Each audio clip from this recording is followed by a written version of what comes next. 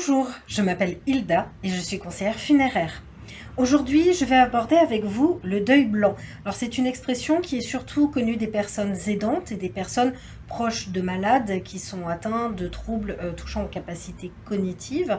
On va parler par exemple de la sénilité, des maladies dégénératives, mais aussi de la maladie d'Alzheimer par exemple. Le deuil blanc, c'est une forme de deuil que l'on fait avant qu'une personne décède. Ce qu'il est important de comprendre en fait, c'est que ce n'est pas de la mort de son proche dont on fait le deuil, mais bien de la représentation qu'on avait de son proche. Qu'est-ce que ça veut dire? Que quelqu'un qui est touché par une maladie n'est plus la personne telle qu'on l'a connue jusqu'ici. Alors ça peut être aussi finalement le deuil d'un ordre établi dont on avait l'habitude, parce que la maladie entraîne une redistribution des rôles dans la famille, par exemple. On va avoir à s'occuper de son parent comme si c'était son propre enfant. Alors, les symptômes transforment la personne malade. Parfois, elle ne peut plus parler.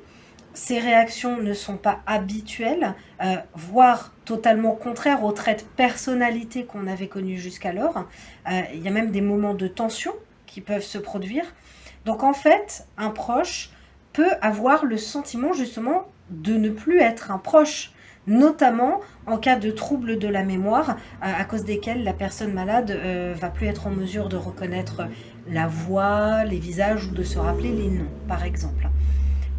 Là, c'est le point commun, en fait, entre le deuil et le deuil blanc. C'est une séparation qui est ressentie.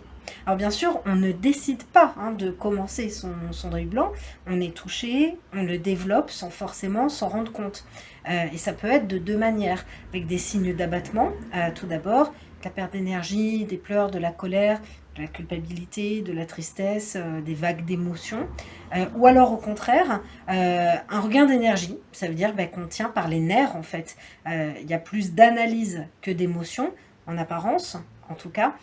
Et je voulais aussi vous prévenir que, attention, pas d'amalgame, le deuil blanc, en fait, ça n'est pas un deuil par anticipation. Parce que même quand on s'attend au décès depuis plusieurs années, en fait, une fois que la personne disparaît, le proche endeuillé, il passe par toutes les étapes classiques du deuil. Alors, est-ce que c'est une expérience que vous avez connue? Est-ce que vous la connaissez? Est-ce que vous souhaitez la partager? Si oui, faites-le, n'hésitez pas. Faites-le en commentaire ou en participant à nos rencontres Coquelicot qui vont reprendre au mois de septembre. Alors, n'hésitez pas non plus à nous faire part de vos remarques, de vos questions, de vos suggestions et restez à l'écoute car il y aura d'autres minutes Coquelicot.